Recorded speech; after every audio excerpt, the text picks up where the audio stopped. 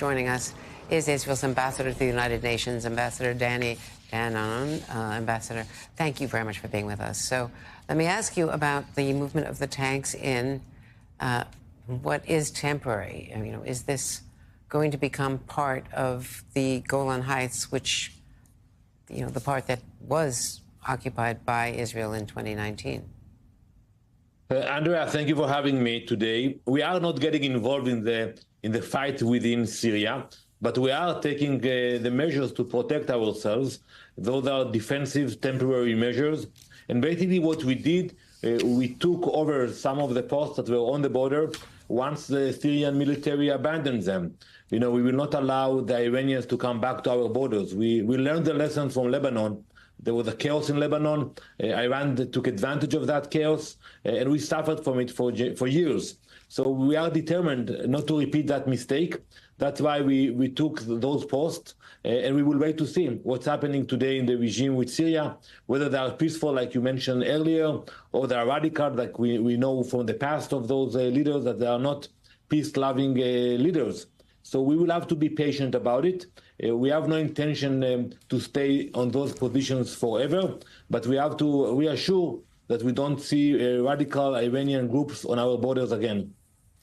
Now, the leader of the rebel group, HTS, has a background years ago in al-Qaeda and ISIS. He's on the U.S. and the United Nations terror list. He's sanctioned. Now he is promising moderation today again and says he will protect women's rights.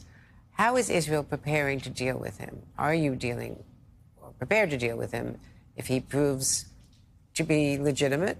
And should the U.S. and others take him off the terror list so that they can get humanitarian aid to Syria and help, support him against some of the more radical elements in this coalition?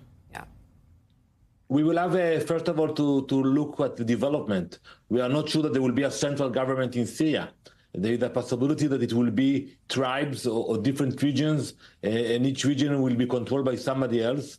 We have to see how it evolves.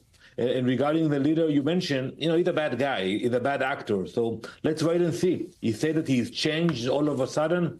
I'm not sure that is the case, but we will see what are the actions that he's taking, the way he treats the Syrians themselves. And it's important to know the Syrians were the one who suffered the most from the Assad regimes over the years, since his father took over 54 years ago.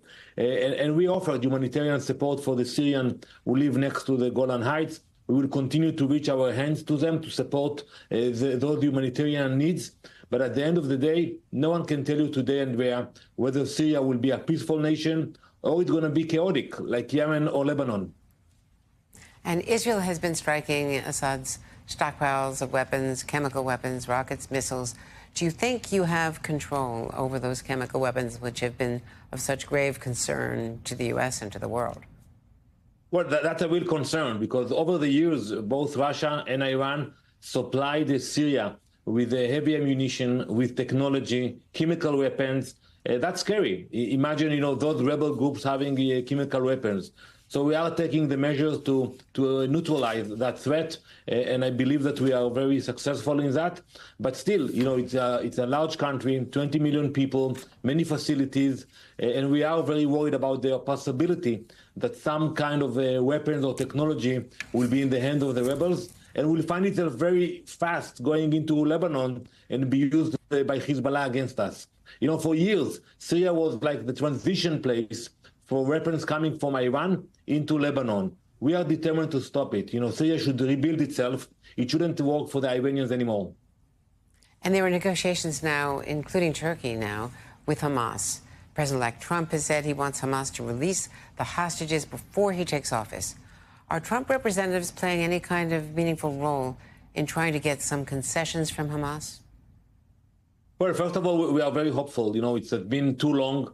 We are talking about 100 hostages, including children and women who are being held in horrible conditions.